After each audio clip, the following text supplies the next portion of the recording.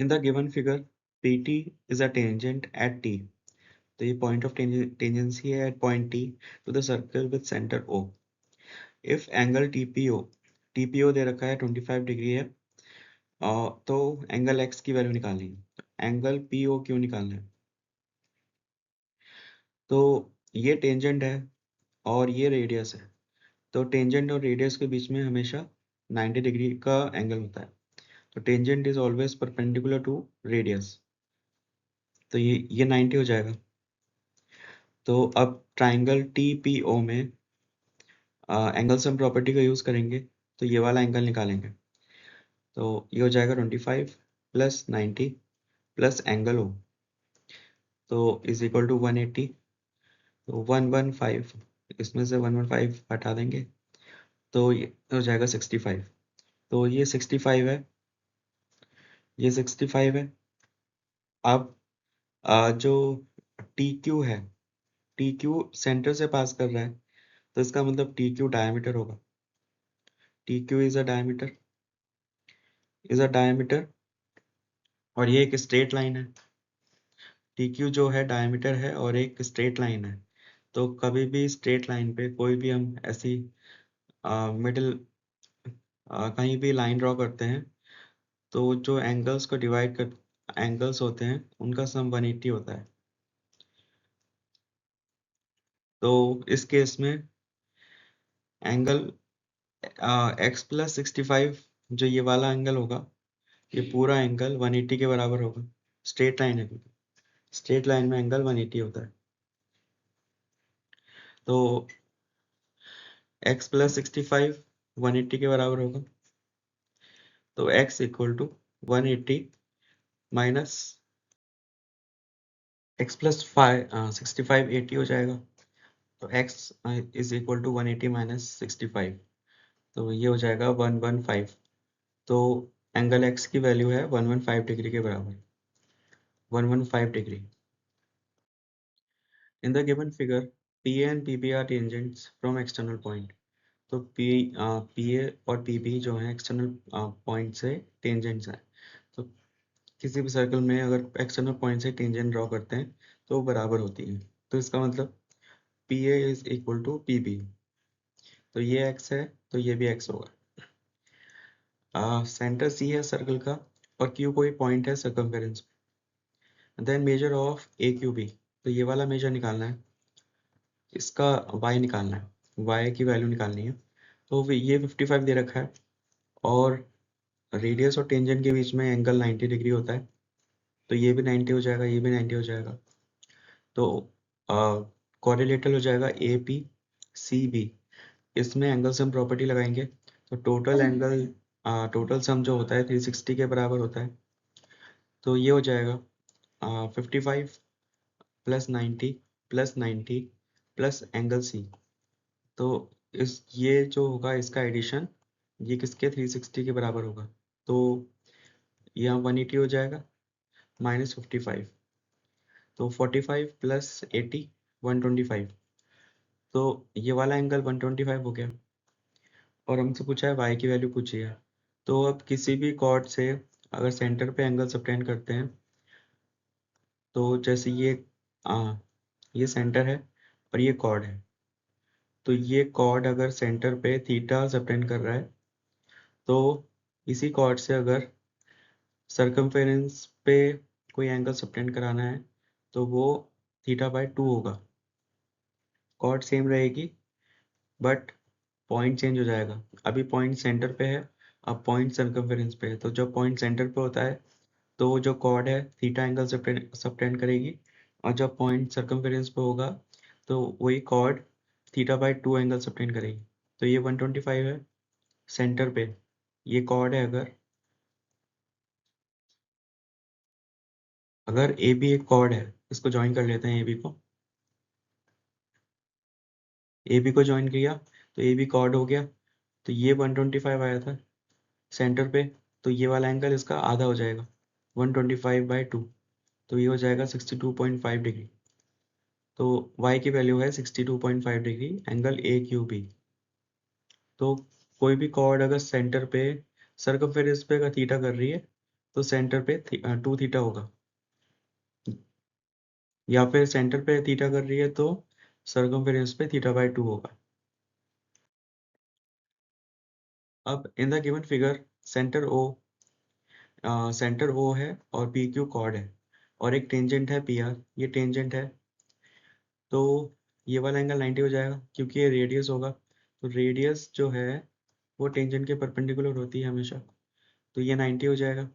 तो ये 50 दे रखा है, angle P makes with P Q, तो पी क्यू एक कॉर्ड है, तो यहाँ पे पी आर और पी क्यू के बीच में 50 दे रखा है एंगल, तो ये वाला एंगल जो है, ये वाला एंगल, ये 90 माइनस 50 हो जाएगा, तो 40 के बराबर हो गया, क्योंकि ये वाला एंगल तो 90 के बराबर होगा क्योंकि ये रेडियस है और ये टेंजेंट है। तो ये ऐसे है, ये ऐसे फिगर है, तो ये वाला जो एंगल है, ये टोटल एंगल 90 है और ये वाला एंगल 50 दे रखा है, तो ये वाला एंगल कितना होगा, ये 40 हो जाएगा। तो ये 40 है, एंगल पी ओ क्यू निकालना है, ये निकालना है, ये वाला एंगल, तो इसको एक्स मान लेते हैं, और ये रेडियस है, ये भी रेडियस है, तो ये आइसोसेलेस ट्रायंगल हो गया। तो आइसोसेलेस ट्रायंगल में अपोजिट जब साइड्स इक्वल होती हैं तो उनके side opposite to equal angles equal होते हैं, तो ये भी 40 हो जाएगा। अब इस ट्राइंगल में एंगल सम प्रॉपर्टी का यूज करेंगे, 40 प्लस एक्स इक्वल टू 180, तो ये 180 हो जाएगा, तो एक्स की वैल्यू आ गई 100, तो एक्स की वैल्यू 100 के बराबर, तो angle P O Q is equal to 100 degree. In the given figure from the external point, two tangents PQ and PR are drawn. तो external points है और external point है, उससे दो टेंजेंट ड्रॉ किए हैं सर्कल की तरफ, जो सर्कल को टच होते हुए निकल रही हैं, तो क्योंकि टेंजेंट है तो टच तो करेंगी, तो जो पॉइंट ऑफ टेंजेंसी है, कॉन्टैक्ट पॉइंट्स जो हैं, Q है और एक R है, रेडियस 4 है, QPR 90 डिग्री है, तो कॉर्ड्स जो टेंजेंट है उनके बीच में एंगल 90 डिग्री है। Then length of P Q निकालनी है, तो पी क्यू की लेंथ निकालनी है, तो ये एक्स है, ये भी एक्स हो जाएगा।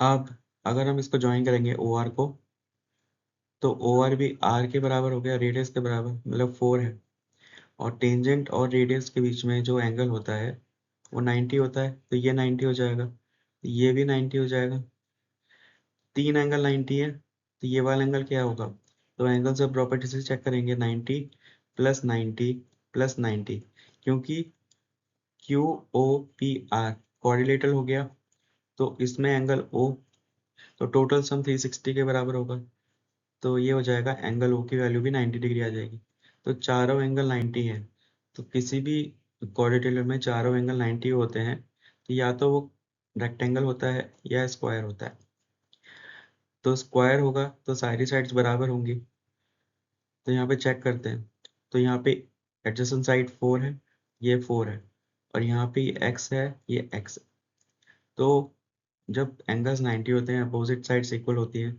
तो x की वैल्यू भी 4 के बराबर होगी, इसका मतलब सारी साइड्स बराबर हैं, तो x की वैल्यू भी 4 के बराबर होगी, तो एक स्क्वायर है ये, तो इसका मतलब टेंजेंट की जो लेंथ होगी 4 के बराबर होगी, रेडियस के बराबर, तो length of tangent is equal to radius, radius के बराबर। सर्शन रीजन, तो पहला स्टेटमेंट दे रखा है, tangent drawn at the end points of a diameter of a circle are parallel, तो कोई भी दो पैरेलल लाइंस होती हैं, तो अगर उनके बीच में कोई लाइन ड्रॉ करेंगे हम, तो वो लाइन दोनों लाइंस के परपेंडिकुलर होनी चाहिए, तभी लाइंस पर पैरेलल होंगी, तो कोई भी दो लाइंस पैरेलल तब होती हैं अगर उनके बीच का जो कनेक्टिंग लाइन है वो उन दोनों लाइंस के परपेंडिकुलर है, तो ये 90 है, ये 90 है, तो अब सर्कल सर्कल ऐसा होता है, कोई डायमीटर है, ये डायमीटर ले लेते हैं, ये डायमीटर है ए बी, तो इसके एंड पॉइंट पे टेंजेंट ड्रॉ करी हमने, ये टेंजेंट है, सिमिलरली यहाँ पे टेंजेंट ड्रॉ करी जो बी से पास हो रही है, तो अब रेडियस और टेंजेंट के बीच में एंगल 90 होता है, तो ये 90 है, तो ये वाला भी 90 होगा, तो दोनों एंगल 90 है, इसका मतलब दोनों लाइंस पैरेलल हैं, दोनों लाइंस पैरेलल हैं, दोनों टेंजेंट्स पैरेलल होंगे। T1 is parallel to T2, T1 is parallel to T2, तो इसका मतलब assertion is a correct statement। तो टेंजेंट्स अगर किसी भी डायमीटर के एंड पॉइंट पे हम दो टेंजेंट ड्रॉ करते हैं, तो उनकी जो तो दोनों टेंजेंट्स जो हैं पैरेलल होती हैं। तो ये डायमीटर है और ये टेंजेंट्स है T1 और T2, और ये जो एंगल है ये 90 हो जाएगा, क्योंकि रेडियस और टेंजेंट के बीच में एंगल 90 होता है। ये भी 90, ये भी 90, इसका मतलब दोनों लाइंस पैरेलल होंगी T1 and T2। So the assertion is a correct statement. The tangents drawn at the end points of a diameter of a circle are parallel. Second reason, diameter of the circle is the longest chord. तो ये circle है, तो यहाँ पे हमने एक cord draw करी, ये सेंटर है, ये कॉर्ड है, ये पहली कॉर्ड मान लेते हैं C1, ये C2, ये C3, ऐसी इनफाइनाइट कॉर्ड्स होंगी यहाँ पे C3। तो ऐसे चलते चलते एक कॉर्ड ऐसी होगी जो सेंटर से पास करेगी, तो उसको हम ऐसे बना देते हैं, थोड़ा एक्सटेंड कर देते हैं। तो ये पॉइंट जो होंगे ए और बी होंगे।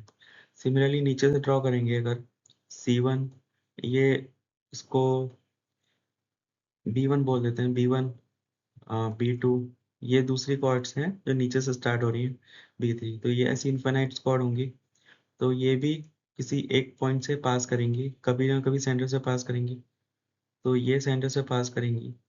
तो जब कॉर्ड सेंटर से पास करती है तो उसको हम डायमीटर बोलते हैं। तो कॉर्ड जब सेंटर से पास करती है उसको डायमीटर बोलते हैं। और यहाँ पे हम देख सकते हैं सब जो कॉर्ड के लेंथ है वो इंक्रीज कर रही है जैसे हम सेंटर की तरफ मूव कर रहे हैं। तो सबसे छोटी कॉर्ड यहाँ पे थी, सबसे नीचे, तो जैसे जैसे हम सेंटर की तरफ मूव कर रहे हैं कॉर्ड की लेंथ इंक्रीज हो रही है, कॉर्ड की लेंथ इंक्रीज हो रही है। तो इसका मतलब जो कॉर्ड सेंटर से पास करेगी वो कॉर्ड सबसे लंबी कॉर्ड होगी। तो इसका मतलब डायमीटर जो होगा, diameter of a circle is a longest chord, diameter of a circle is a longest chord. तो दोनों स्टेटमेंट करेक्ट हैं, but reason is not a correct explanation for assertion. Reason is not a correct explanation, but assertion and reason both are correct. Both are correct.